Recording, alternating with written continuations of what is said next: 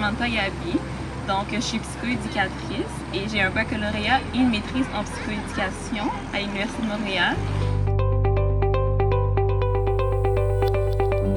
Moi, je travaille pour MyHuman, une clinique psychosociale, et donc j'ai eu la chance d'accompagner plusieurs familles et enfants sur différentes problématiques. J'ai pu animer aussi des ateliers sur la gestion du stress, sur la gestion des émotions dans différentes écoles. J'ai animé aussi plusieurs ateliers auprès de parents, donc c'est quelque chose que j'aime bien faire en plus.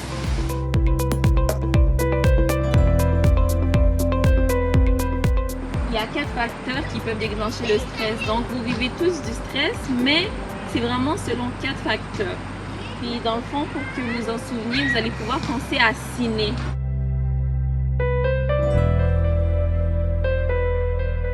Le premier facteur, c'est des fois, vous allez avoir un contrôle faible. Donc, qu'est-ce que ça veut dire? C'est que vous allez avoir peu ou pas de contrôle sur la situation. Pour certaines personnes, quand ils n'ont pas de contrôle sur la situation, ça peut être stressant.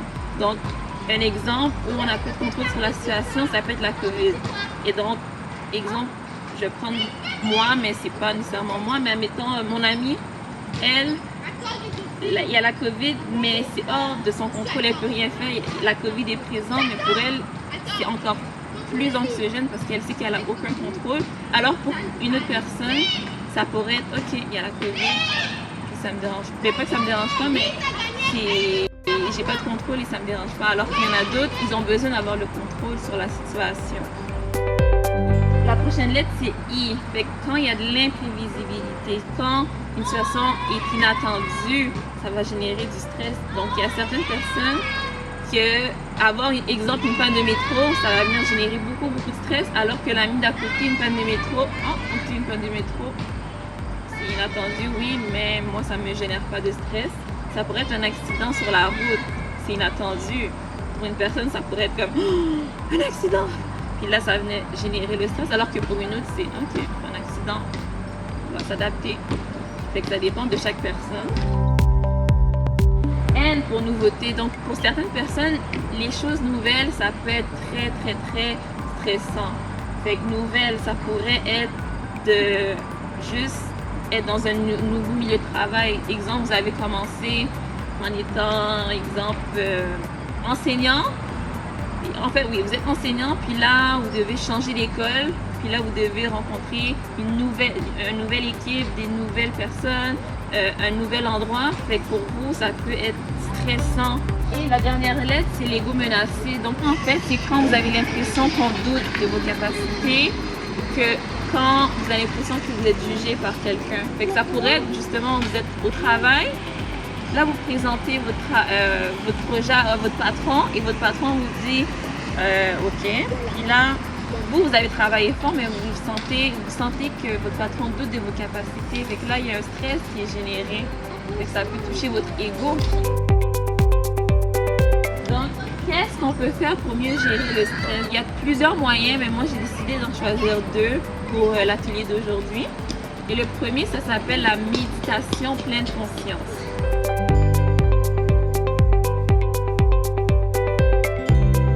La méditation, c'est quoi? Parce que des fois, proposer des nouvelles choses aux gens, ça peut être déstabilisant. Ok, je vous parle de méditation pleine conscience, mais c'est quoi la méditation? Pourquoi moi je ferais de la méditation pleine conscience? Ben justement, pourquoi? Ben parce que la méditation, ça va vous amener à vous recentrer sur vous-même. Je pense qu'il y avait des parents qui avaient dit « je pense à trop de choses ». Ben justement, cette méditation-là va vous permettre de repenser au moment présent.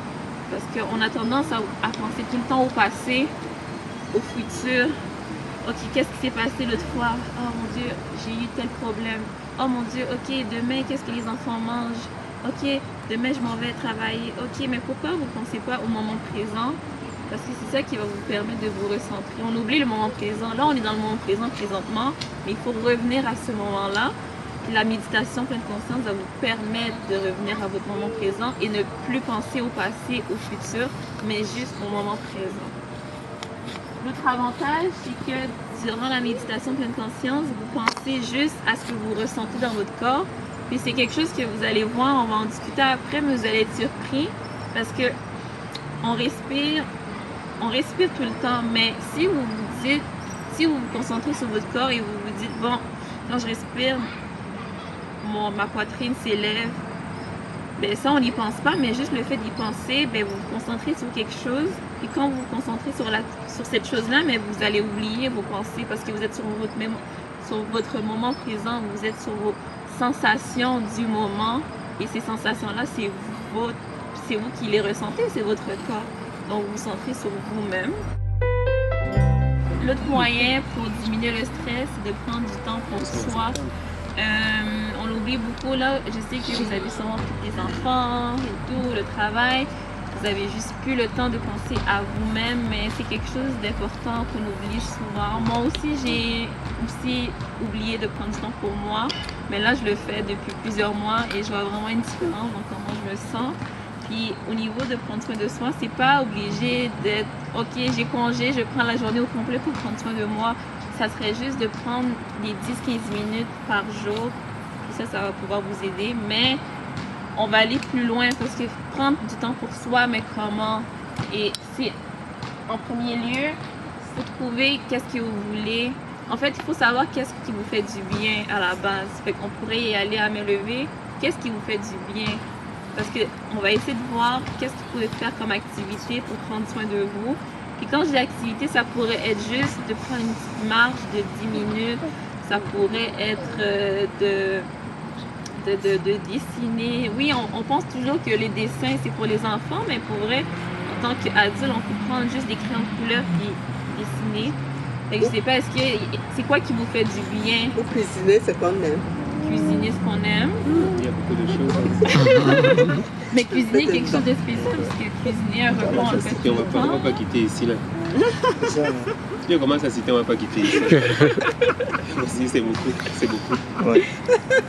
Est-ce qu'il y a des activités ou même le sport, la marche, chanter? Chanter, c'est bon. Oui. Parfois, visionner un film, même si on s'endort après. Là. Mais c'est ça, je voulais entendre quelqu'un dire télévision. Justement, c'est pas prendre du temps pour soi, vous êtes devant un écran. On voulait éviter et les cet écrans. écran-là stimule votre cerveau. On peut oublier les téléphones. Les téléphones, oui, prendre soin de soi, ça inclut. Il faut vraiment enlever tout ce qui est écran.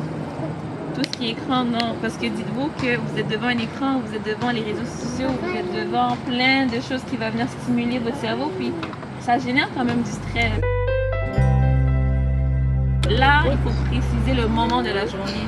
Parce qu'on a tendance à dire, je vais faire du sport, je vais danser. Mais quand je vais faire le sport, quand je vais danser, fait que cet exercice-là, ça vous permet de vraiment vous dire, le cerveau va, pas le cerveau, mais en ayant, plus les objectifs sont plus précis, plus vous allez vous sentir obligé de le faire. Fait que, exemple, ici, le moment de la journée, est-ce que ça serait de danser le matin? Est-ce que ça serait de danser l'après-midi, le soir avant de se coucher, cuisiner? Ça serait à quel moment? Chanter, faire le sport? Est-ce que cette activité qui peut pour baisser le stress, parce que le stress il sera toujours là. Ouais. Est-ce que c'est une activité normalement qui est quotidienne ou alors on le fait quand on se sent stressé? Ouais, bonne question.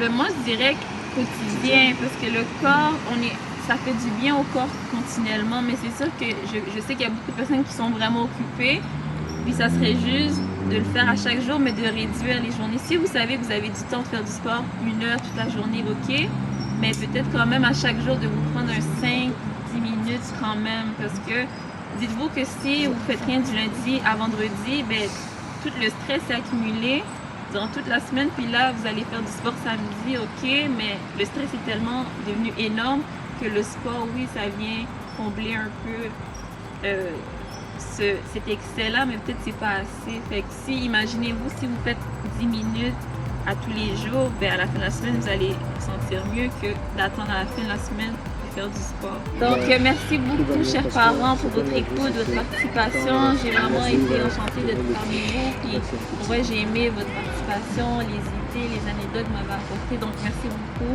à l'organisme BAI et à tous les parents qui se sont présentés aujourd'hui. Merci.